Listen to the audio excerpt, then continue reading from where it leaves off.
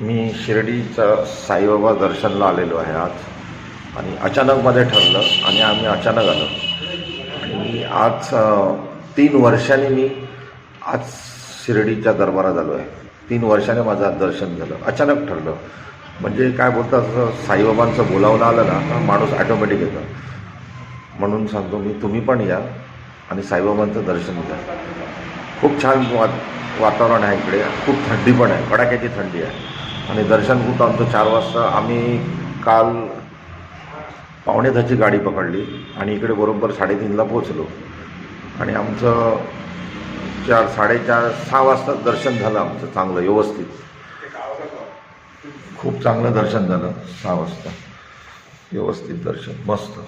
माझ्या मित्र होते, आकाश कावणकर, महेश म्हात्रे, नितीश म्हात्रे, शाखा प्रमुख. खरं तर त्यांच्यामुळे हे माझं येणं झालं. ते बोलले मला आपल्याला शिर्डीला जायचं, मी पण हा बोललो. म्हणून सांगतो, बाबांचं बोलावणं आलं ना का माणूस ऑटोमॅटिक येतो. पण मी बोलतो तुम्ही पण टंगळमंगळ करू नका.